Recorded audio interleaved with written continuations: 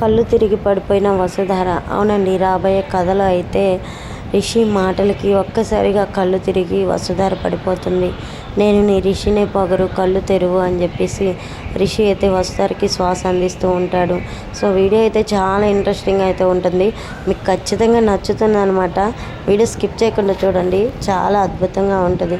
Evening మా బాబు ఇంటికి రాగానే నాకు ఏదైనా చేసి పెట్టమ్మా అన్నాడు. ఏం చేసి పెట్టాను నాన్న అంటే చపాతీ అడిగాడు. చపాతీ కాలుస్తున్నానండి. సో అది ఇంకా వసుధారతికి బుజ్జగించి రిషి అయితే అన్నం పెడతాడు.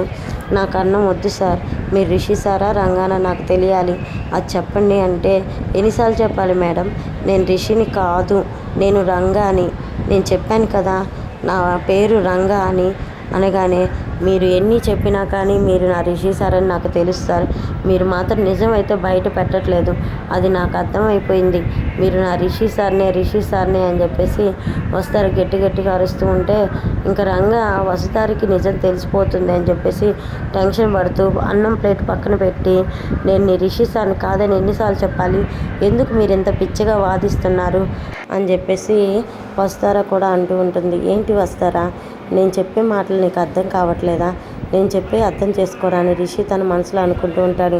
ఇంక వసుధార గట్టిగా మీరే నా రిషి సార్ అని అరుస్తూ ఉంటుంది. ఇంకా అరుస్తూ ఒక్కసారి కళ్ళు తిరిగి కింద పడిపోతుంది. కళ్ళు తిరిగి కింద పడిపోయిన వసుధాన్ని చూసి రిషి అయితే వస్తారా అని చెప్పేసి అంటూ ఉంటాడు.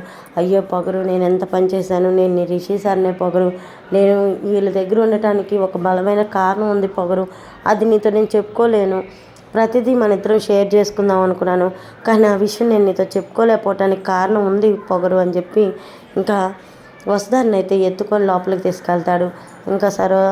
ఇంకా సరోజిని ఇంకా అందరు వచ్చి బావ ఏమైంది బావ అంటే మేడం కళ్ళు తిరిగి పడిపోయింది, అంతా నీ వల్లే అని చెప్పి రిషి అయితే సీరియస్ అవుతాడు. నేనేం చేశాను బావా అంటే నువ్వేం చేసేదే ఉంది, నేను చెప్పాను కదా ఈ మేడానికి తగ్గి వెళ్ళిపోయేదాకా నేను రంగాను కాదు రిషిలాగే ఉంటానని, నువ్వు నన్ను అర్థం చేసుకున్నావా, ఏ కాడికి బావ అని నా చుట్టూ తిరగటమే సరిపోయింది, ఇప్పుడు ఈ మేడానికి మళ్ళీ స్పృహ వచ్చేది ఎప్పుడు, ఈ మేడం మళ్ళీ ఎప్పుడు తిరిగి వాళ్ళ ఇంటికి వెళ్ళింది చెప్పు సరోజిని అని చెప్పి సరోజిని అరుస్తూ ఉంటాడు. ఇంకా రంగా వాళ్ళ అమ్మమ్మ అయితే రే ఊరుకోనరా, హలో డాక్టర్ గారు అని డాక్టర్ గారికి ఫోన్ చేసి ఇంక పిలిపిస్తుంది.